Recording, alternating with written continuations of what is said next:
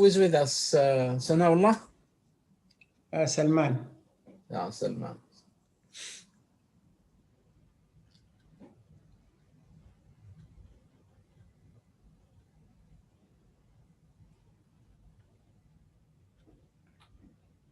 Just very, very tight with the prayers. That's why you see some guys will be. Yes, that's right. Yes, because they would be able to get in. I prayed here. I'm in my office. Yeah, but some people go to the mosque. That's why.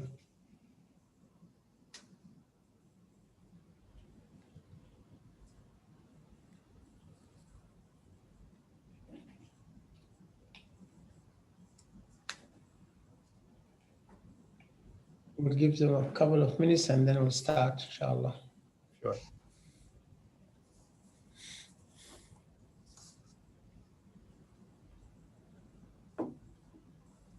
And I'll mention it again when a few more people are on, but if you're comfortable opening your video, I would appreciate it. It helps me, just like looking at a room of people in a classroom kind of helps you figure out whether you're going too fast or too slow or too boring. It's nice to see your faces to see how I'm doing in class and whether I need to make some adjustments. Plus, it just helps me feel more connected. Yeah. No problems. There you are.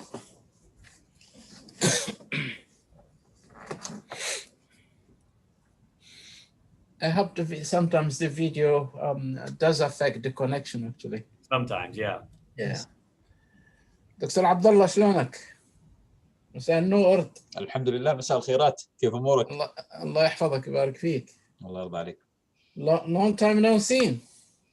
Well, I'm in the neighborhood. Well. كيفك يا عبد الله؟ الحمد لله. مايك الله عليه دائما اكتب. الله يرضى عليك. Dr. Abdullah, meetings are a two-sided weapon nowadays because our neighborhood is so large, people get lost in the same neighborhood. ولسه يرمون على RI. اللهم حوالينا ولا علينا. آمين. آمين يا رب. Sorry, Michael, okay. for some jokes in Arabic, but no, the more jokes, the better. So, yeah, actually, you invited us to be more connected, and that's right. It's my own fault. I started it. And another objective of Abu Sultan is that Mike, by the time he finishes up this year, he will speak Arabic. Please, yeah. There you go. No, for sure. We'll give him at least 101 Arabic by the time he's finishing.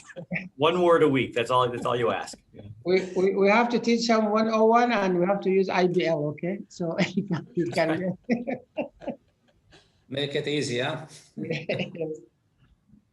Bismillah, alhamdulillah, wa salatu wa salam ala Rasulullah. On behalf of the Deanship of Academic Development, we would like to welcome all of you.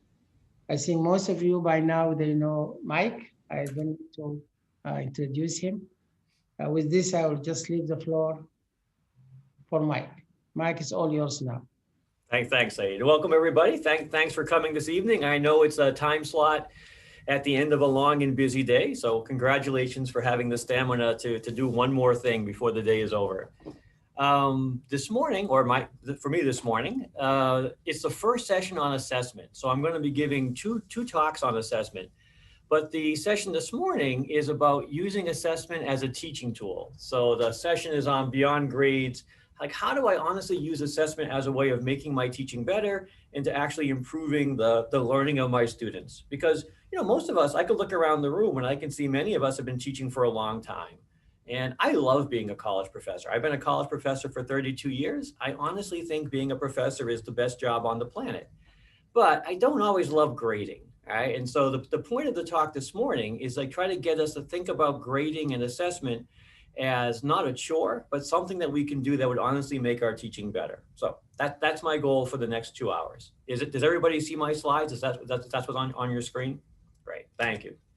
Okay, we'll see if we can get the technology to work. So my objectives for you this evening are to get you to be able to explain 3 different types of assessment: diagnostic, formative, and summative assessment. And then more importantly, to get you to think about how incorporating these types of assessment into your teaching can actually make your courses more effective. Like, how can I do something that's practically useful with this? And it's a workshop. So I want to give you some time to talk with your colleagues and to work through some ideas for using this in your classes. So that's my goal. We'll see how far we get. In the session this evening, we're going to talk about when to assess and how to assess. But honestly, the answer to both of those questions is driven by why you're assessing to begin with. So in the chat window, what I'd like you to do is give me all the reasons you can think about for why you would want to assess the people in your class. By assessment, I mean trying to understand or measure what your students know or think they know, all right? And we're going to talk about how and when to do that. But how and when to do that is driven by why you do that. So in the chat window, tell me at least one reason why you would want to assess either what your students know or what they think they know. Okay. I'm going to wait for a minute because again, thinking about this question is going to help you figure out what you want to do with your assessment strategy. Okay, great. And again, what you're seeing, what I'm seeing is a broad range of answers. Perfect. Yeah. Great. Excellent. Okay, again, a nice selection and all over the map, just the way it should be. So when you go through that exercise, like we just went through, and look at the reasons that people give for assessing their students, what you tend to find is they tend to fall into 3 different types of categories, and your responses did as well. All right, so I want to kind of briefly go through those different types of assessment and those categories and talk about kind of how to use those types of assessments to actually be a better teacher. So the first type of assessment that came up, and it came up in your responses as well, are diagnostic assessments. That is, sometimes I'm going to diagnose what students know or think they know before I've done any instruction at all. That is, because all learning is about making sense of the information coming in and connecting what's coming in to what you already know, right? That's what learning is. So for me to understand how to connect to my students, I need to figure out where they are. That is, if they're at a certain level and I'm talking over their heads, I'm going to lose them. And if I'm talking below where they are, I'm going to bore them. And I'm not a mind reader, right? So the only way to figure out what my students know and don't know sometimes is to do some sort of assessment. And that sort of assessment that we do very early on in the teaching process, or even before we've done any teaching at all, is diagnostic assessment. And I'm going to talk about that type of assessment today. The second category of assessment that shows up, and it showed up in your responses as well, is just providing helpful feedback. That is, sometimes I'm halfway through teaching a topic. I'm not done yet. I'm in the middle of my teaching. I'm singing and dancing in front of the classroom, and I'm just trying to figure out, did I lose them or did I not lose them? Are they following me or are they not following me? All right, that's what formative assessment is. Formative assessment is just providing helpful feedback to people during the learning process. No sticks, no punishments if they get something wrong. I'm just trying to figure out what they know or don't know so I can give them the help they need. And that's also going to be the second focus that I talk about this evening. The third type of assessment is what I'm going to talk about next time. So, one of the first responses I got from this group when I asked you, why do you want to assess students? I think the very first response was to give them grades. All right, so part of our job is to assess learning, either for grading or for accreditation. And so one of the categories of assessment is summative assessment. And that's what happens at the end of our teaching when we want to assess, did our students really learn it or not? What grade do they get? Do they pass the course or do they not pass the course? All right. That's a great topic. I'm going to talk about that topic next time. All right. So the focus for today is on assessment as a teaching tool with less focus on grades. Next time, the focus will be on summative assessment. But even summative assessment is a teaching tool, and we'll talk about that next time.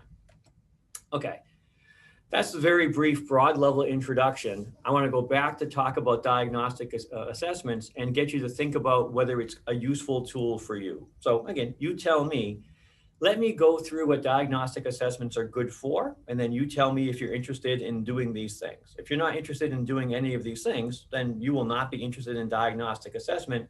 You can turn your computer off for the next 20 minutes because the topic won't be useful to you. Okay, so diagnostic assessment, the assessments you do at the very beginning of the learning process is sometimes it can be used just to check students' knowledge of prerequisite material. So I'm an engineering professor. Almost all of my classes have prerequisites. And I could assume that all my students, because they've passed the previous courses, really have learned all the stuff in their prerequisites.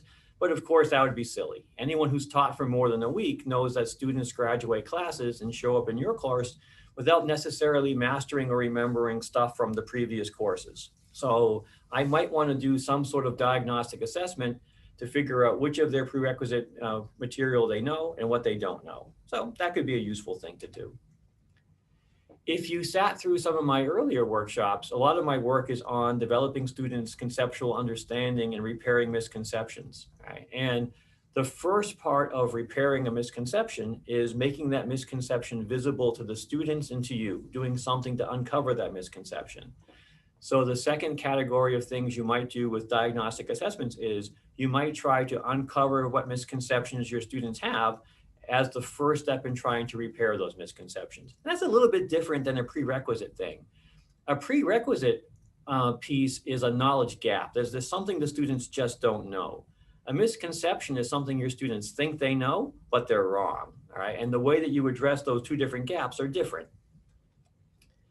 Finally, diagnostic assessments can be very useful ways of measuring student learning or teaching quality. So again, as faculty, one of the things we often complain about is how people evaluate the quality of our teaching, and maybe an over-reliance on student evaluations as the metric of how effective our classes are. Because our classes really are not about making students happy. Our classes are about promoting student learning. But if you want to measure how much students in your classes have learned, you can't just measure what they know at the end of your course, because maybe at the end of your course, students know a lot, but maybe they knew a lot on those topics before they were signed up in your course. So the fact that they're doing well doesn't say anything about your teaching. It says something about, what they came in with. Or maybe at the end of your course, the students really still have a lot of confusion, but they had a lot of confusion before they started. So even though they're still not where you want them to be, they started someplace that was very far behind. So they really have learned a lot. Right. All learning is change. Not all change is learning, but all learning is change. If you've learned something, you have changed in some way. If I want to measure your learning, I have to measure how much you have changed, which means I need to measure how much you knew at the beginning and how much you knew at the end. So maybe you might want to do a diagnostic assessment to measure how much the students know coming into your course, and then you can measure how much they know at the end, and you can see how much they've learned. And you can use that either for your own edification to improve your teaching, or you can use that to communicate to your administrators how effective your courses are, or you could use that as a piece of research to present at a teaching conference. So if you're interested in doing some sort of pre-post measure, then a diagnostic assessment will be important to you, because that's the pre-test.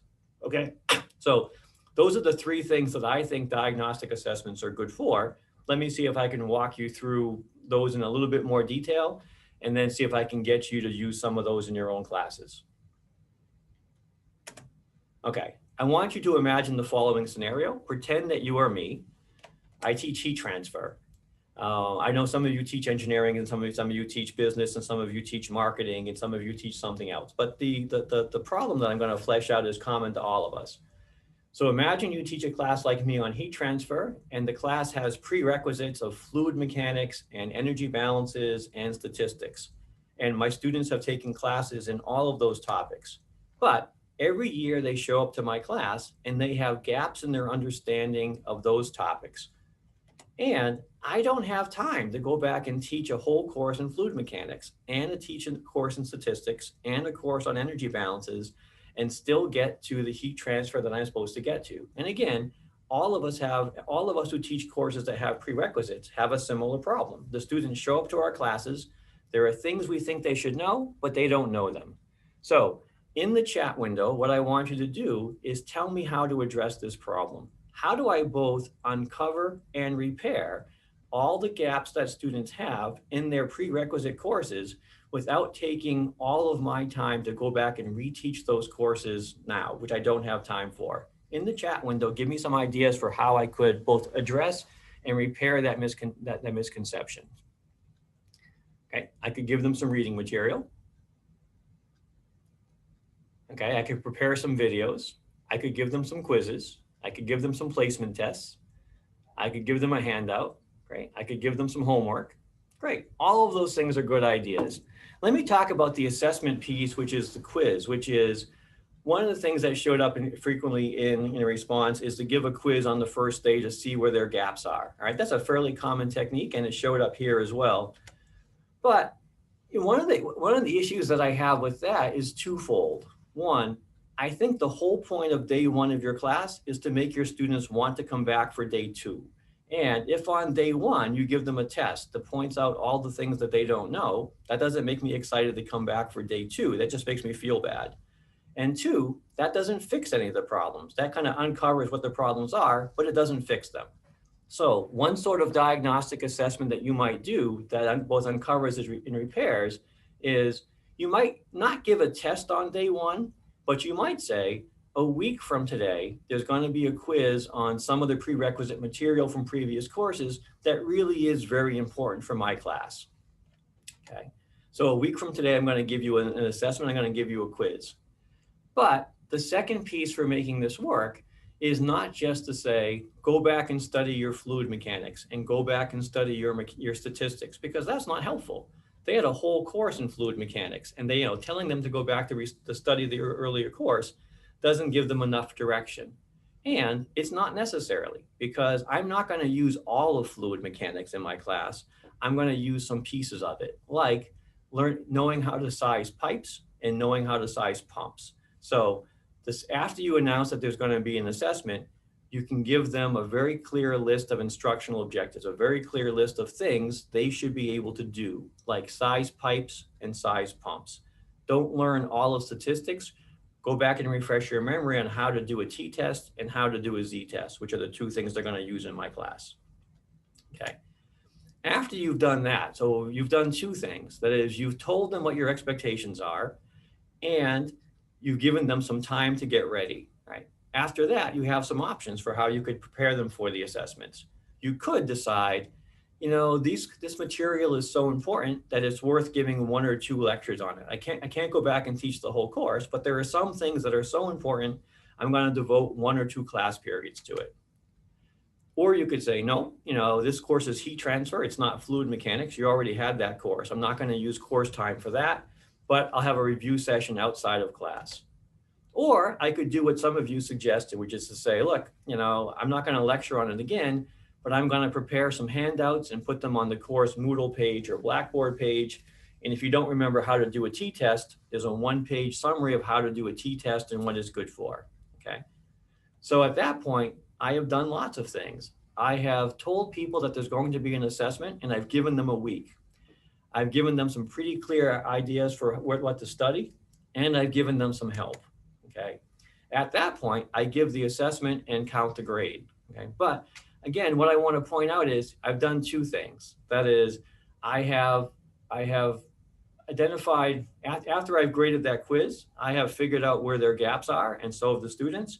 And I've gone a long way to actually repairing what those gaps were, because if the students know that they're going to be tested on something, and if they're given time and direction and help for getting ready, most of them will study and most of them will get better at the things that they're weak at. Okay.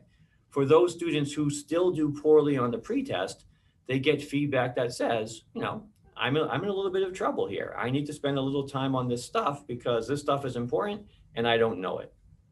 Okay, so that's one use of a diagnostic assessment. It's just a mild variation on what we traditionally do. Okay, let me do a couple of more of those things and then get you to see if you can use it in your class. The second type of thing you might do with diagnostic assessments is to try to uncover student misconceptions. And one of my favorite ways that I talked about last time was just to ask a very basic question. So let me ask you, in the chat window, you tell me, what is heat? I'm going to teach a course on heat transfer to my students. You know, they've sat through courses like that already. In the chat window, tell me, what do you think heat is? All right. Okay.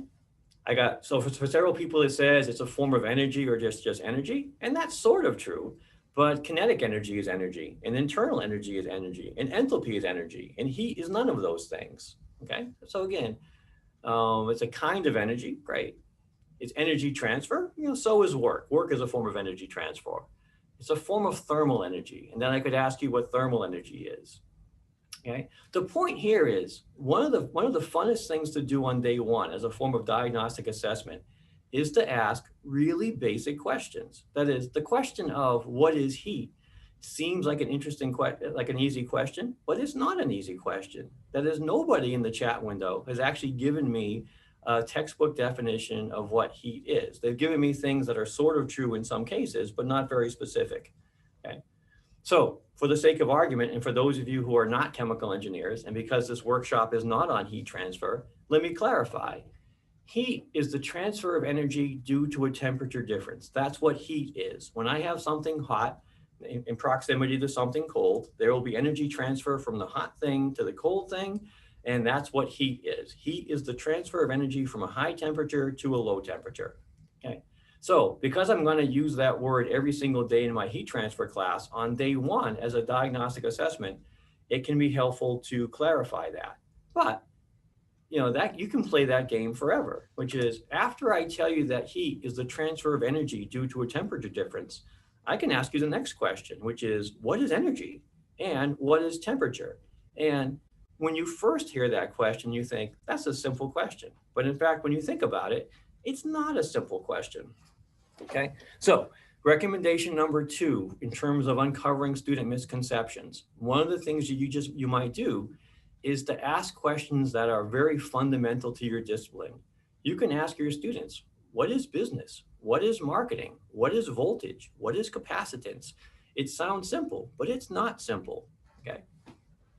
And you know, because if you're teaching electrical engineering and you're going to use the word voltage every single day in your class, it can be quite instructive to talk about that on day one. Okay. I tend to like asking very basic conceptual questions. There are tools for getting at that. So if you happen to like and especially in an online class where you would like multiple choice questions for tools, you might think about using concept inventories, which are a tool for uncovering misconceptions. Okay. My recommendation is don't try to create your own concept inventory, but you can Google concept inventory in many disciplines. So for example, if you Googled concept inventory and fluid mechanics, or concept inventory and statics, or concept inventory and energy balances, you would find concept inventories in all of those fields. If you teach marketing or business, you're probably less likely to find a concept inventory, but you know, you could probably Google concept question, multiple choice concept question, and you'll get questions like this. Okay, so let's do one more poll with you in the sense of diagnostic assessment, because again, my goal is to convince you that questions that sound simple are not necessarily that simple. Okay, so Salah, can I get you to launch the poll? I have one question about temperature, and the question is, what is temperature? In a course on heat transfer, I'm going to use the word temperature every single day. And so you might ask your students what temperature is. Salah, can I get the poll launched? Just a second. Sure. There you go. So again, this is not a heat transfer workshop. If you get this question wrong, you don't need to be embarrassed. Plus, it's anonymous anyway, so I'll never know whether you got it correctly or not. Okay.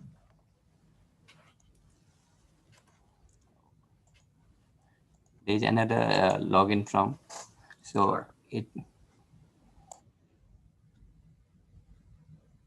I'm going to let this go for about a minute.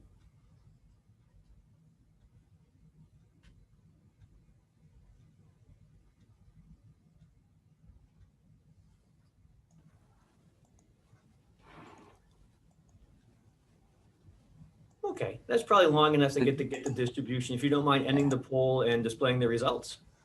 no, actually, wait a second. Okay.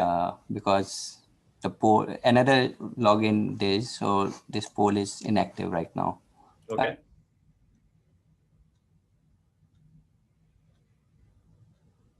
So it just takes a little while, but to close. It will take a while to launch because it's now also logged in from this account. So okay. Well, I mean, I can see a distribution of responses on my screen. Can you? Can you launch it? Because it has taken my privilege to launch it. I'm sorry. Can I what? Yes. Can you launch it? Here, I'm just going to end polling and display. See that here. Okay. Okay, great. So can everybody here? Let's see if I can get this over here. Can everybody see the results? Yes. Okay. So really, all I want you to point out here is there's a wide distribution of results. And for those of you who care, the best answer on this list is actually answer A, the average kinetic energy of individual molecules in a substance, which is not the most common answer, right? So again, many of you teach in the fields where a detailed knowledge of temperature isn't all that essential, and that's fine. But many of you, are technical people. And what this sort of diagnostic assessment does is it leads to a nice conversation to help clarify important ideas in your discipline. So for example, many of the people in the poll think that temperature is a good measure of how hot and cold something feels. And that's a natural human response. That's what we associate with temperature. But when you're standing outside on a day that's 70 degrees Fahrenheit, you might feel a little bit cool. If you're in a pool of 70-degree water, you feel really cold. If you're outside when the wind is blowing, once you get out of the pool when it's 70, you feel very cold. I mean, all those temperatures are 70, but you feel different even at the same temperature. When you're walking on your kitchen floor that has a stone or tile floor in your bare feet, it feels cool. But when you walk on the carpet, it feels warm. Both the tile and the carpet are the same temperature, but they don't feel the same.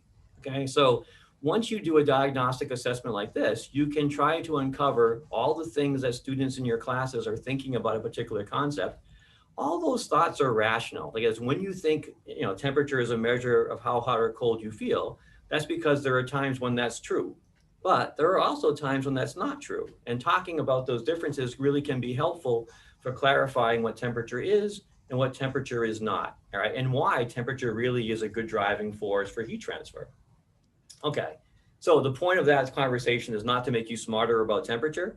The point of that conversation is to step back and think about one of the things that diagnostic assessments are useful for in terms of teaching is to ask really basic fundamental questions about your discipline and to get your students to share their initial thoughts and to have you as the expert step in and to help clarify their thinking on some of the big ideas in your field. Okay. Last example, and then I'll let you do some work, which is the third use of diagnostic assessments is to do some sort of pre-post test. So you might do some test on day one in your class and then give the same test at the end of the semester to see how much your students have learned. Right? Again, you could do that because you're curious about how much students have learned. You might do that because you want to include that in your packet of materials to your dean to demonstrate the effectiveness of the classes that you teach. You might do that as a way of writing a research paper on teaching because you want to present the results of your course for a teaching conference. Okay, so that's pretty straightforward. The other thing you might think about doing is not so much for research, but one of the techniques that I've seen people use diagnostic assessment for that I like is on day one of your marketing class, you might ask people to come up with a marketing plan. Or on the day one of my heat transfer class, I might ask my students to try to design a heating and cooling system for the classroom they're sitting in. And you might turn your students loose for about, for 20 minutes to see what they can do, and then collect that work and hold on to it. On the last week of the semester, you might ask them to come up with a marketing plan or a business plan, or to design a heating and cooling system and let them work on it again. And then you can hand them back what they did on day one, and they can see the difference between what they could do on day one and what they could do at the end of your course. And they could reflect on, what they've learned and what they didn't used to know, but what they know now. So it's a nice way of demonstrating the impact on your course. And it's a nice way of getting students to reflect on, what have I learned here that I didn't know before? It confronts them with that difference. Okay, let me stop and get you to do some work, which is, I've talked about 3 different things that you might do with diagnostic assessment as a way of making your teaching more effective and helping your students learn more. All right. So I want to put you into breakout rooms. First, I want you to work on it a little bit on your own, and then I want to put you in breakout rooms to talk about it. So take a couple of minutes and see if you can identify how you might use diagnostic assessments in your own teaching. Right. Maybe you want to do something to uncover and repair gaps that your students have in their prerequisite knowledge. Maybe you want to do something to get your students to think about very fundamental concepts in your discipline and how to uncover their thinking and repair that. Maybe you want to do some kind of assessment to see where they are now so you can measure how much they've learned. All right, those are the three things that I think you can do. All right, take a couple of minutes to think about which of those things is most attractive to you and to see if you can clarify how you would do it. If you're going to ask a multiple choice question, what would that question be? If you're going to ask a fundamental concept question, what would that concept question be? If you're going to give an assessment for a pre-post test, what would that pre-test look like? Okay? I'm going to stop talking. You take a couple of minutes and work on that on your own. If you have any questions during the next 2 minutes, put them in the chat window, and I will try to answer in the chat window. After that, I'll put you in breakout rooms to talk about your ideas. Okay. All right. Take 2 minutes and go.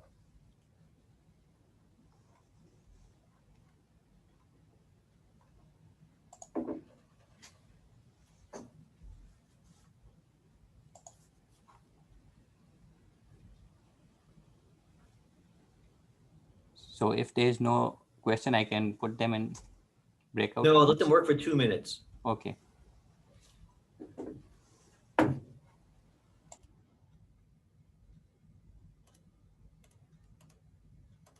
And yes, it can be a mix of all three. Sometimes the distinctions are not as clean as I make them sound.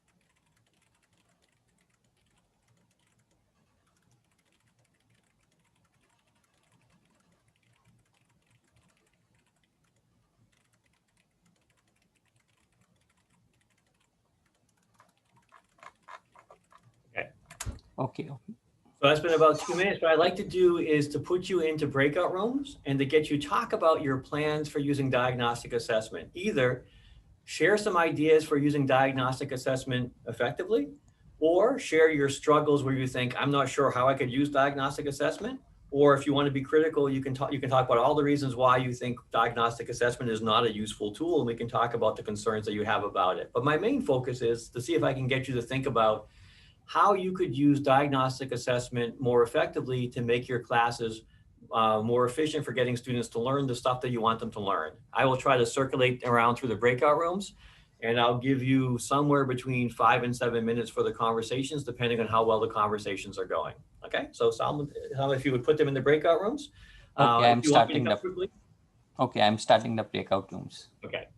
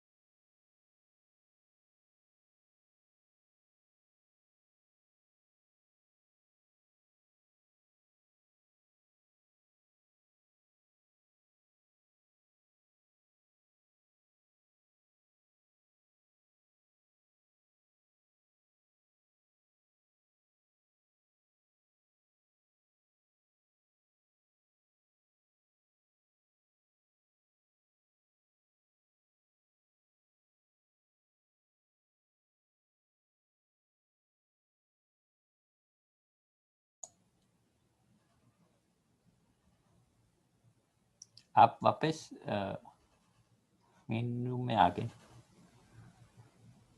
Salman, मुझे कुछ I didn't get a response from there. So can you put me in some other room where you have less number of people? You know. Okay.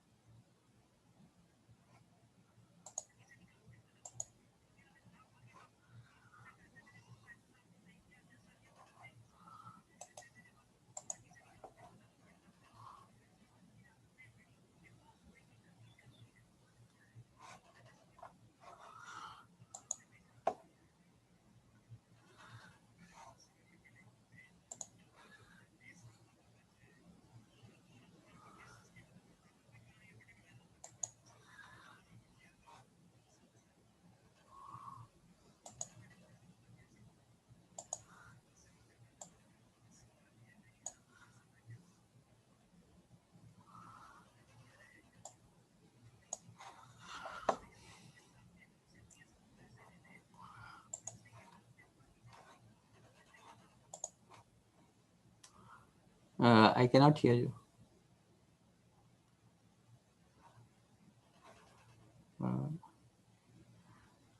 Dr. Michael, your mic is muted. Yes. It's probably time to bring the breakout rooms to a close. So I should message them that breakout rooms will close in 30 seconds. That sounds great. Thank you.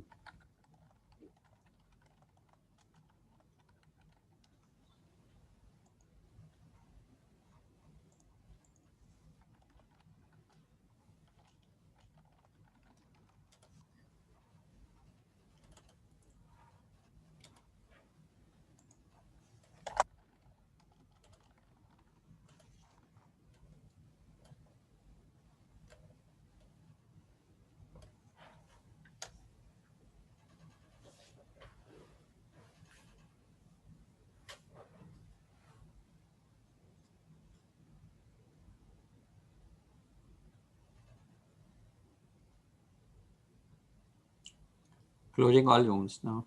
Okay, thank you.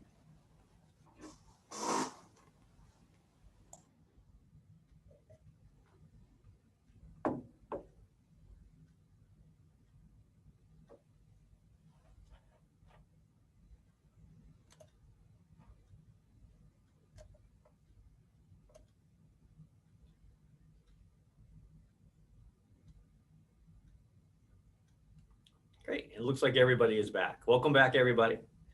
So I've covered the first chunk of what I wanted to talk about for the workshop, which is, again, the session this evening is on using assessment as a teaching tool. You know, we're talking about diagnostic assessment. That is, what kind of assessments can I do very early in my teaching process to help my classes be more effective? And we've shared some ideas for that. Does anybody have any questions or concerns about using diagnostic assessment as a tool before we move on to something else?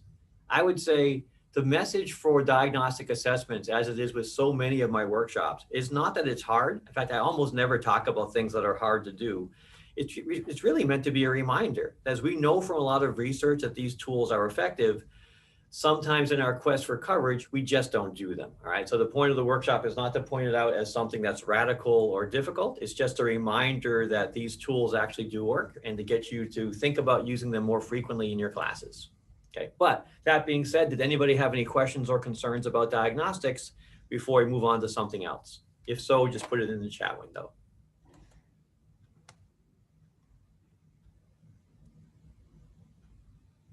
The concern, Mike, regarding if you have multidisciplinary, student, Yeah. look like you have from different, area, how you can tackle this problem, because there are different levels and they have different background, and this has become very difficult situation to, for example, to close the gap, if we can say it in this way.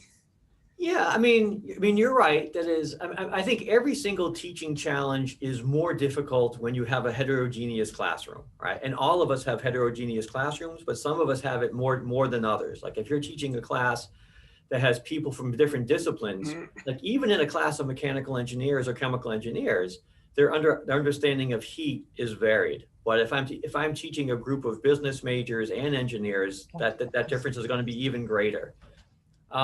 I still think it makes sense to spend time asking these sorts of diagnostic assessments up front.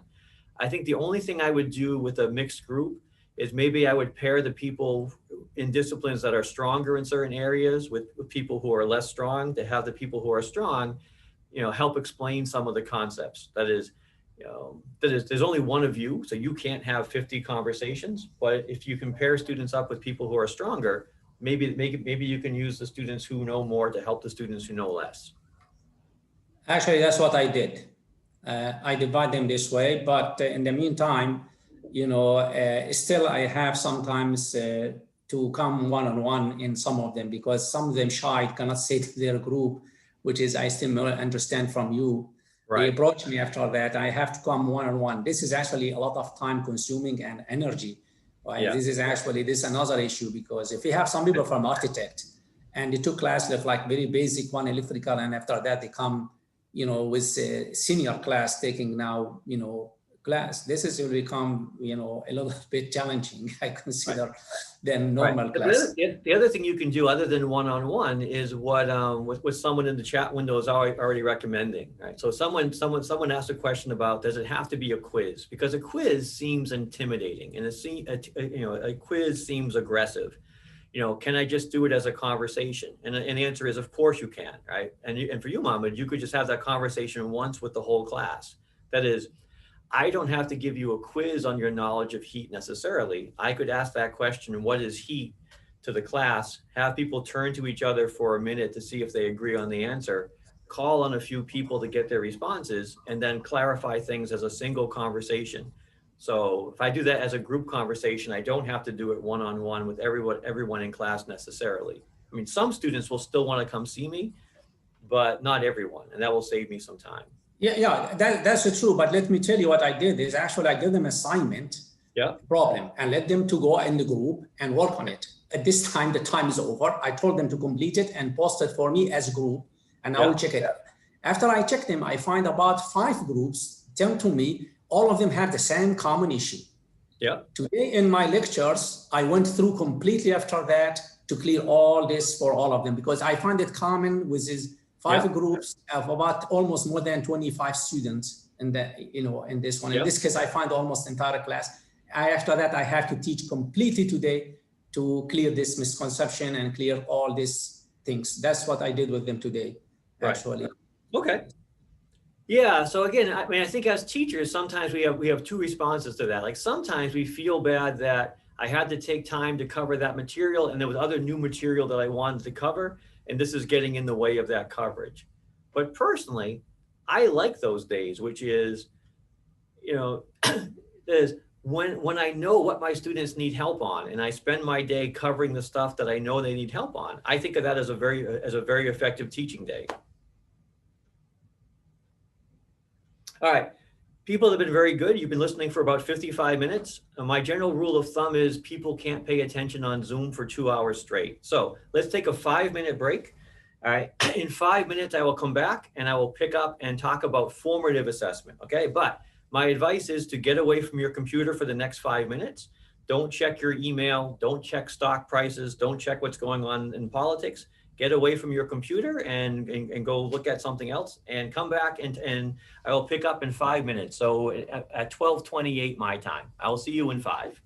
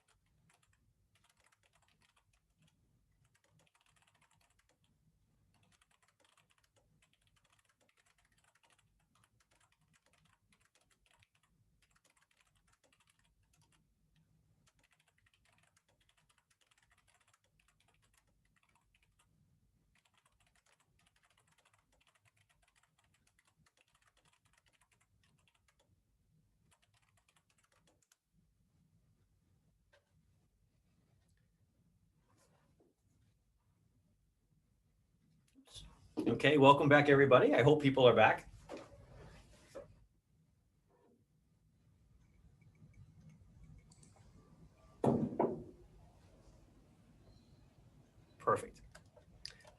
All right, let me pick up and go on to the next part, which is, again, the focus this evening is about types of assessment that can actually make our teaching better and improve student learning.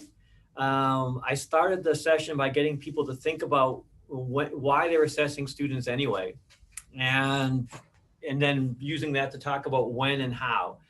So, my focus today is how to use assessment to help people learn. We've talked about things that you might do before you've done any teaching at all, just to kind of figure out where students are.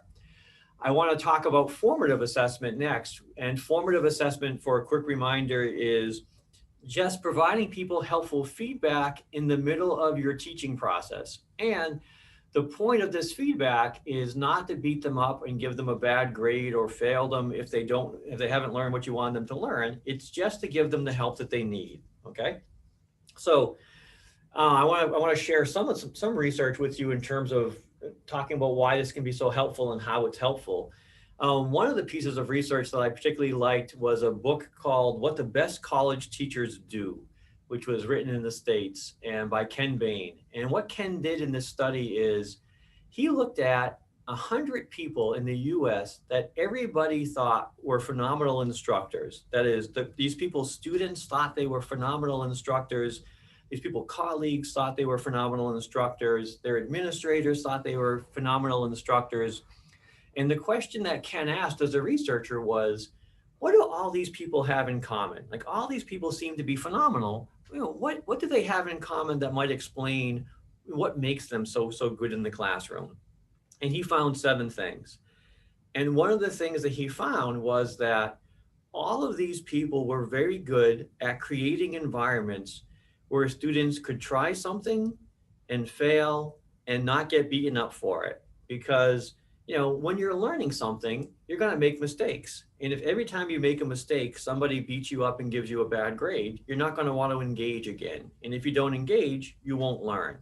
So one of the keys of making all these people very good instructors was creating environments where they were able to give students the feedback that they needed to get better. And that's key, because people learn skills in only one way. I don't care what the skill is, whether it's learning how to ride a bicycle or speak Arabic or solve partial differential equations. People learn through practice and feedback. If you want to get good at something, you need some practice and you need some feedback on what you're doing well and what you're not doing well. And that feedback is exactly what formative assessment is. Okay. That's a qualitative study. Let me share with you some quantitative work. There's a book called Visible Learning by James Hattie. James Hattie has a huge database of about something like 50 million students in it, broken up into thousands of studies. And what he did in this particular research was to look at several different things that impact student learning. And he broke those down into things that students can control and things that students can't control. Because there are several things that influence student learning, but some of those things I don't control as the professor. So for example, whether a student got a good night's sleep or not, or had a good breakfast in the morning, might impact how much they learn in my classroom. But as the instructor, I don't control that. Maybe their socioeconomic background and their high school preparation impacts how well they do in my class, but I don't control that. But this study looked at 34 things that teachers could control that influence students' learning. And the effective use of formative assessment was the single largest factor that influenced their learning. It had the single largest effect size. So the takeaway for people like you and me, who are not primarily educational researchers, but primarily people who are just trying to figure out, how can I be a better teacher, is if you only have time to get good at one thing as a teacher, figuring out how to effectively provide formative feedback, how to create an environment where students get the practice and feedback that they need, is likely to be one of the most effective things you can do to promote learning. Okay. It turned out that the effective use of formative assessment was number 3 out of all of the 138 factors that Dr. Hattie looked at in this study. Okay, great. That's the commercial and the research for why you should do it. The practical question is, how can you provide formative feedback in your classes? And I would say there are several things that you can do both inside and outside of class to provide students the feedback that they need. None of them are rocket science. None of them are hard. Again, the point of the workshop is just to remind you to do it, because we have a lot of research that shows that we don't do that much of it, and it's very effective when we do. Okay, so option A for providing students feedback, classroom response systems or Zoom polls, the sort of things we did with that multiple choice temperature question, right? That's formative assessment. When I ask you that question, what is temperature, A, B, C, D, or E? That gives you a chance to practice your understanding. And many of you got that wrong. But when you got that wrong, none of you got beat up. I didn't know who got it right and who got it wrong. Nobody got a bad grade, and you didn't have to be embarrassed. All right. So that's an example of formative assessment. If you sat through some of my sessions on active learning, you might remember what a minute paper is. A minute paper is just stopping your lecture about 2 minutes before class is over and asking your students to write down, what's the muddiest point from today's class? What's the muddiest point from today's lecture? And then you collect those papers or look at their responses in Moodle and figure out what they're confused about and spend a little bit of time in the next class addressing that concern. So again, it's formative assessment. You're telling me what you're confused about. I'm not giving you a bad grade because you're confused about something. I'm just taking that input and using it to direct the next 5 minutes of my class on the next day. Third, any type of active learning, one of the reasons why active learning is effective is that all active learning is about asking students to do something and looking at their responses and giving them feedback. So whether it's a turn to your neighbor activity, whether it's a minute paper, whether it's a poll, whether it's a think, pair, share, all of those activities are a way of giving people feedback. Okay. There are some things that you can do outside of class to provide students feedback. Again, all of us do almost all of these things, maybe just not all of them or as frequently as we might. That is, homework is, formally speaking, not formative assessment. Homework, it counts as summative assessment because it gets graded. But homework can function as formative assessment. If you grade the homework very lightly, so the grade doesn't count for much, and you return the homework quickly, it effectively acts as a way of providing formative assessment because the stick is not very big. Okay. If you have students hand in drafts of their work and give them feedback, that's a form of formative assessment. If, like me, you ask your students to give you algorithms or plans or solution approaches for their homework before their final solution and give them feedback, that would count as formative assessment. Or any kind of meeting with the instructor would be formative assessment. Again, none of these things are difficult. The thing that I want you to think about is, I want you to think about your own course and to identify some ways that you could not do formative assessment, because chances are you're already doing some formative assessment in your class.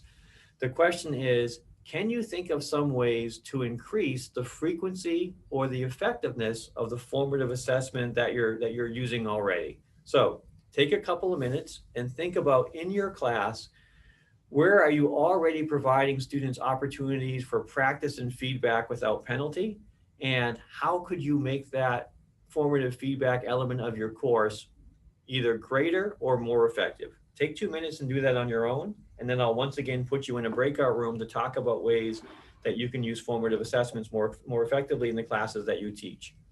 Again, if you have questions about that topic during the next 2 minutes, put those questions in the chat window and I will do my best to answer them.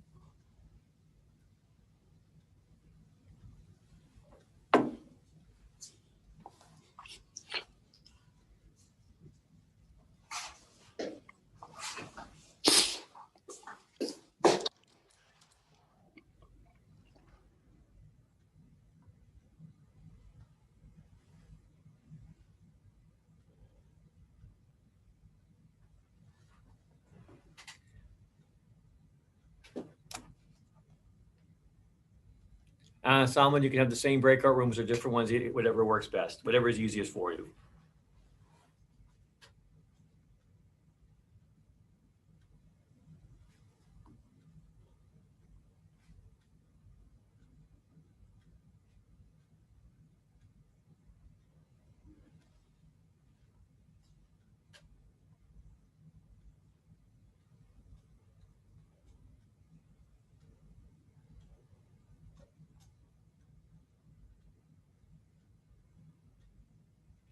Okay, my clock says it's been a minute. If you don't mind putting them into the breakout rooms. And again, what I want you to discuss is how you might design your classes to provide more effective, more frequent, better formative assessments in those classes. Because again, based on lots of research, doing that is likely to result in more learning than anything else you can do. I will once again circulate around to try to be helpful if I can be. Okay, I'm starting the breakout rooms. Great, thank you.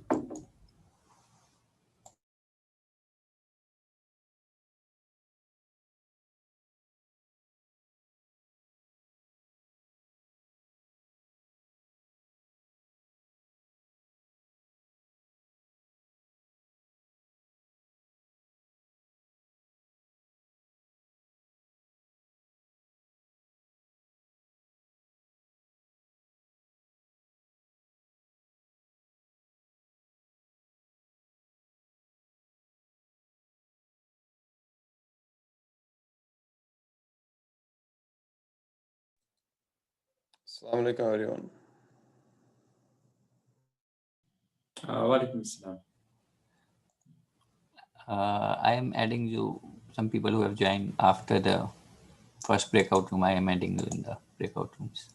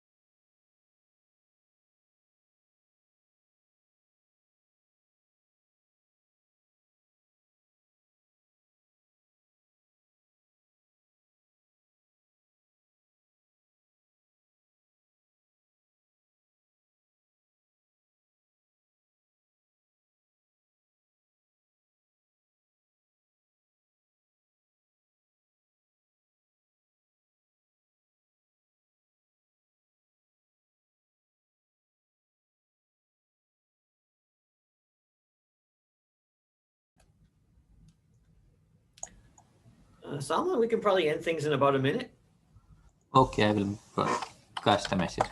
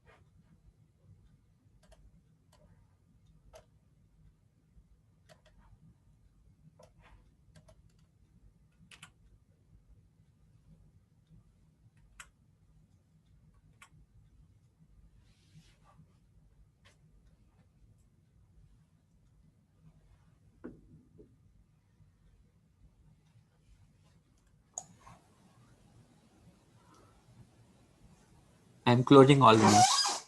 Great, thank you.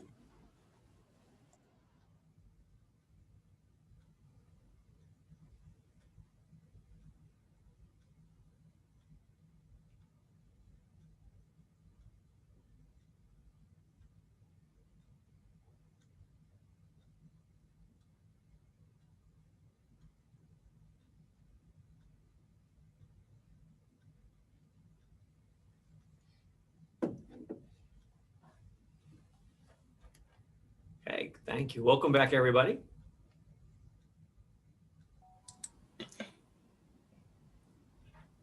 All right, is everybody seeing my screen again? Yes. Yes. Great, thank you. Okay. So the the point of the last session was just to remind you again. Sometimes I'm embarrassed by how simple some of the educational research is, but just because an idea is simple doesn't mean that it's not very effective. So again, if I were to say, one of the strongest research findings that I've come across in the last decade or so is the work that James Hattie did on formative assessment, right? And so the takeaway for people like us is formative assessment, providing opportunities for students to get helpful feedback in whatever it is we want them to learn, is something that we all know is important. As all of us know that people learn by feedback, all of us know that students need feedback. The thing that gets in the way is that almost all of us feel pressure to cover all the content in our classes. And sometimes that pressure to cover things quickly kind of gets in the way of us doing the things that we know are effective. So the point of the workshop today is not to tell you anything new. It's just to highlight some of the research on the usefulness of formative assessment and to remind you to make time to do that in your classes, because the point of teaching is not coverage. The point of teaching is learning. And finding time to work in some formative assessments really does promote more learning. Okay. The piece I want to wrap up with on formative assessment is I only shared half the research. When I say that Jim Hattie's research on formative assessment showed that using it was the most effective thing that you could do, that was true, but incomplete, because the effective use of formative assessment was a two-way street, right? We've only talked about things that you can do as the instructor to assess your students. We haven't talked about things that your students can do to assess you in terms of giving you helpful feedback, right? So, because again, assessment is a two-way street. There are things that where you want to know where your students have gaps where they could be better. And there are places where if we got some feedback from our students, that could help us be more effective in the classroom.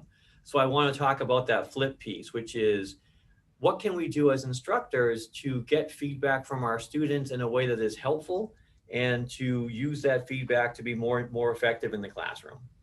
Okay. There's a couple of things we can do. One, if you're not already doing some sort of formal anonymous mid-semester evaluation in your classes, I would encourage you to do it, right? That is, it has never made sense to me to wait till the end of the semester to ask your students, what part of the class is effective and what part of the class is ineffective. At that point, the class is over, right? And of course, you will teach that class again, but it will be a different cohort of students and it's too late for that particular class. So my recommendation is, as soon as you have been running your class for long enough for your students to understand how the class works, and that's typically 4, 5, or 6 weeks into the semester, do something to get their feedback. The particular framework that I like for getting student feedback is a start, stop, continue tool. That is, you might ask your students, what am I not doing as an instructor that I should start doing that would make this class more effective for your learning? Right? And again, I think the focus on student learning is important. Don't ask your students what would make them happier. There are plenty of things that would make them happier that wouldn't help their learning at all. All right. So keeping the focus on their learning is, I think, the right focus for the assessment. But you might ask your students, what could I start doing that would help you learn more in this class? You might ask them, what should I stop doing? What are some of the things that I'm doing that I should stop doing because they're getting in the way of your learning? And I might ask them, what am I doing as the instructor that's working that I should continue doing because it's really helping you learn, right? Asking that sort of feedback I think is really helpful. Now, you don't have to do everything that the students ask you to do, right? Sometimes students will ask you to do things that you're not comfortable doing, but you do have to respond, all right? So if your students are asking you to do something that you're uncomfortable doing, you might say, several of students in class have asked me to, fill in the blank, stop giving you homework, stop giving you so many tests. And if you think that's bad for their learning, you might explain to them why you're doing it anyway. But they almost always tell me something that I can do, right? They might say, Dr. Prince, could you please do a few more example problems in class?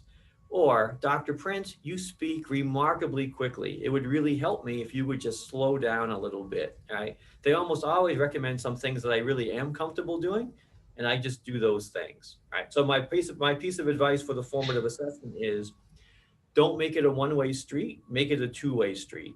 I know you're a professor and they're not. Sometimes your students will give you feedback that you disagree with. That's okay. If you disagree with it, it doesn't mean you have to do what they're asking, but you might at least explain to them why you're not doing what they're asking. And you will almost certainly find some things that they're asking for that you can do. And, as long as you're comfortable, just do it. The second thing that you might think about doing to get feedback on your teaching, if you've never already, is to think about inviting somebody into your classroom as a classroom observer to give you feedback. All right. So let me share. So one, I think people who don't teach for a living don't recognize how personal teaching is. Like when I'm teaching a class or giving a workshop like this, I am talking about things that I care about very much and working really hard to do a good job, right? It's important to me to do a good job. So when you get feedback that says you're not doing a good job, that's a little unsettling, right? So when you invite someone into the classroom, it has to be someone that you respect and trust. But there are things that observers can see that you can't see. So for example, the very first time I tried problem-based learning in a classroom, I could tell that it wasn't working very well, but I couldn't tell why. There was a vibe in the classroom that told me the class wasn't going very well, but I didn't know what the issue was. But what the observer told me was, Mike, when you're talking with the students in class in their small groups, you're having good conversations. But as soon as you leave and go on to the next group, the group that you left is lost and doesn't know what to do. And I couldn't see that because I had moved on to the next group, but the observer could. All right. So if you've never thought about having an observer come in and look at your teaching, think about have someone come in that you trust and respect and to get some feedback. Okay, we can't do any of those things tonight because you're not in the middle of the class, but I can ask you in a workshop to reflect on your own teaching and to think about where you struggle. And all of us struggle. Again, one of my concerns about giving teaching workshops is I worry that I send the message that I think I'm a perfect teacher and I have this all figured out. Right? I've been doing this for over 30 years. And I struggle with my teaching in the same way that you struggle with your teaching. And I struggle across the board. Some of my struggles are mechanical. That is, I speak quickly. So I have to do things to slow me down. All right. In front of me, I have a piece of paper that says SD. And the SD is to remind me to slow down, because left to my own devices, I speak very quickly, right?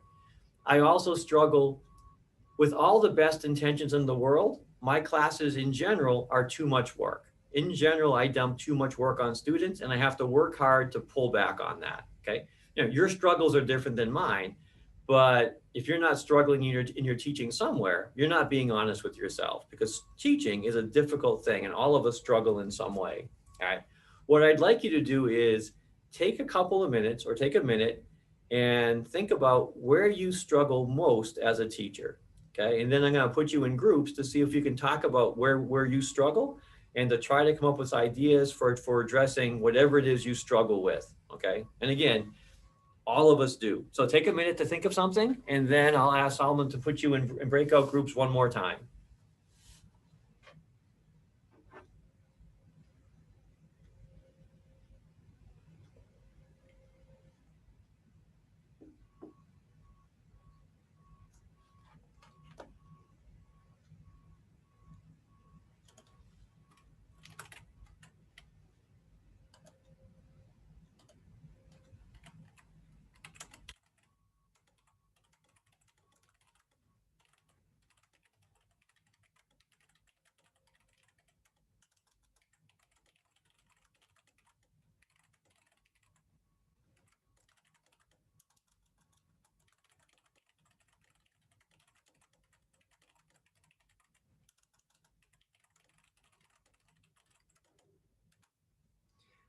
Okay, Solomon, if you would, put people in breakout rooms. And again, what I want you to talk about is where you struggle most in your own teaching, and to try to solicit some feedback to help you get better at whatever it is. Okay, and again, I will circulate around and try to be as helpful as I can. Okay, I'm starting the breakout rooms.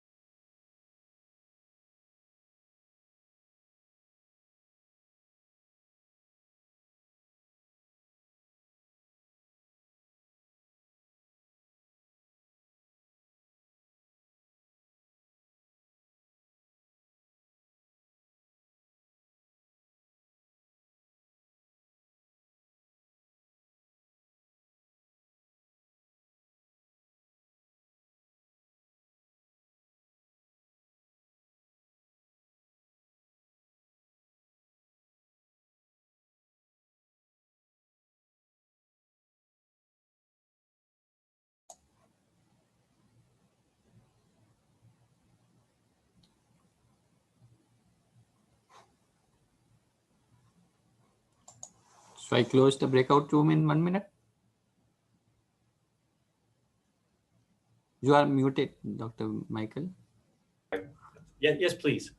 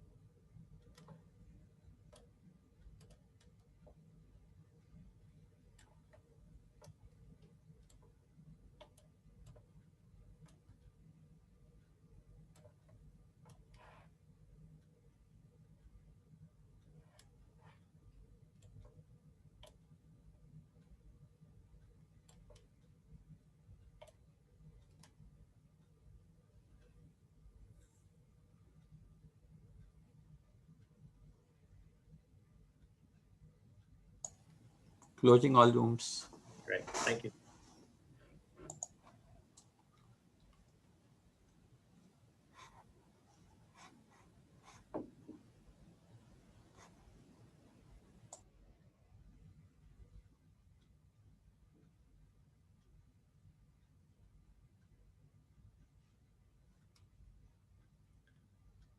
Great, welcome back, everybody. I think rather than trying to squeeze in one more topic, I think I want to talk about this one a little bit longer. So can I get people in the chat window to share some things that they're struggling with, that they're still trying to look for strategies, right? Again, because the idea for the last section is like the only way to get better is to try something new, right? If we keep doing the same thing that we've been doing, we're going to have the same issues that we have, right? I can't promise that whatever strategy we come up with is actually going to fix your problem, but I can promise that if you don't change anything, the problem's not going to go away. All right. So the only choice we really have as teachers is to at least, be open to change and to think honestly and deeply about the things we're struggling with, and to make rational choices to try to change something to make it better. Okay.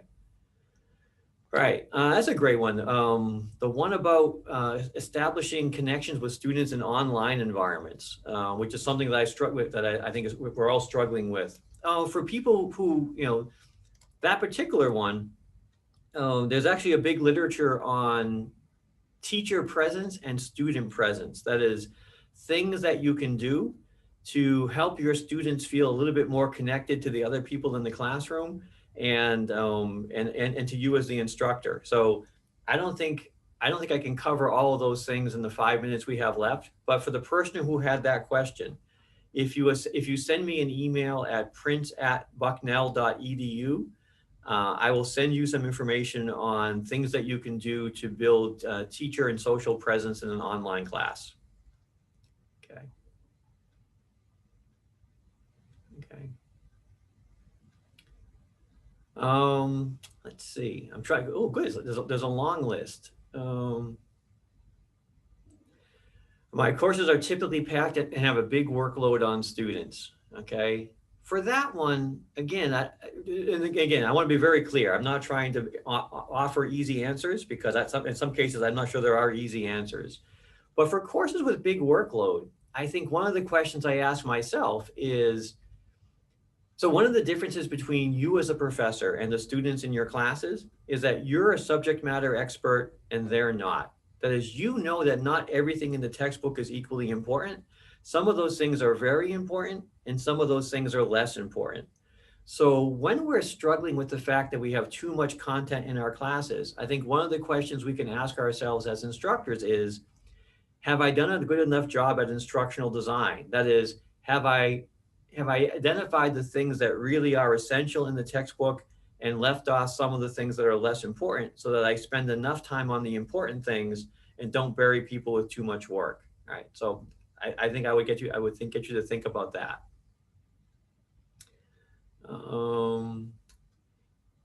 I have come to my OH and just right before the exam. I don't know what OH means. Can someone help me with that? Office hour.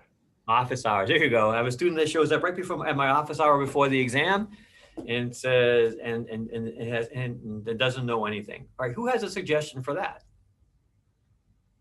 So students who come to my office right before the exam and they don't know anything. What do you do?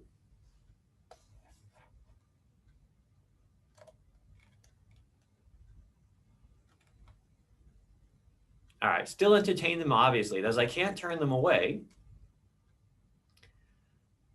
Or I don't have office hours the day before the exam, which gets around the problem. But here the issue is, that is, you can't fix this student right now. So again, my first, my individual response would be, there's nothing I can do the day before the exam that's going to fix the gap that the student has because they haven't been engaged for the last 4 or 6 weeks. So that's not my goal.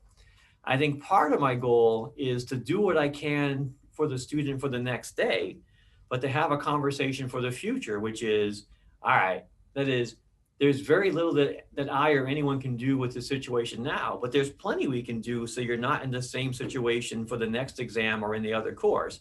I mean, I think there's a teachable moment there where you can talk to the students to try to get them to at least recognize the pattern that they have as being not productive, and to try to get them to change that pattern, which is the bigger issue. Okay. I want to thank you all for hanging out so much this evening. I know it's late on your end. Let me do 2 things with you. I'm going to skip some of the stuff that I was going to cover because I don't want to cover new stuff tonight because it's late. I want to wrap up and just to remind you that the point of the session this evening is to remind you that assessment is not necessarily all about grading, but that assessment is a teaching tool. And there's lots of research and common sense that suggests that it can be used that way. That is, diagnostic assessments can be useful for repairing knowledge gaps that students have in their prerequisite courses, for uncovering and repairing misconceptions, and for measuring learning. All right, formative assessments on your end can be really helpful for helping students learn any skill. And when students use assessment to give you feedback and make your teaching better, right? I didn't cover rubrics today. I might cover them next time. But I think the main takeaway I wanted you to get from this evening is, if you think about assessment as a chore, to try to get you to think differently and to think about assessment not as a chore, but as a useful tool, all right? Next time, I'm going to talk about summative assessment. So what I'd like to do in the last 2 minutes is, in the chat window, tell me what you want to talk about next time. That is, next time when I'm talking about summative assessment, which is assessment that we do at the end of instruction for purposes of grading, what is it that we could talk about next time that would be helpful to you? In the chat window, do that, and then feel free to disengage and enjoy the rest of your evening. Thank you very much. Thank you. What's an MCQ? I don't know what that word means. Multiple choice. Multiple choice. Okay, yes. Okay, thank you. Solomon, can you send me the chat window at the end of this session? Yeah, we'll send it to you. We'll Yes, send we'll send it to you when we get there. Good. So again, I'll use your input to at least try to nudge what I include next time. Okay.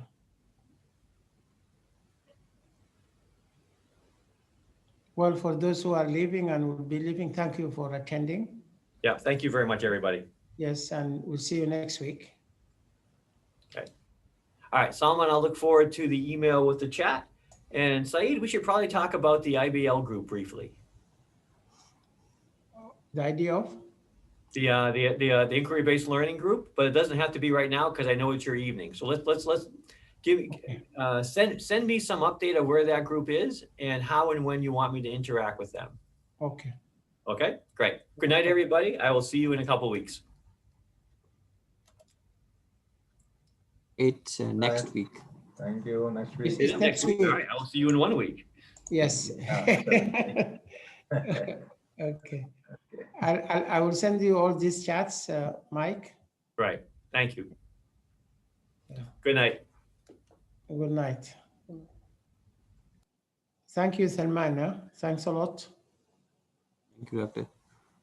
So I will close this meeting now. Yes, I think you have just a couple of guys who are still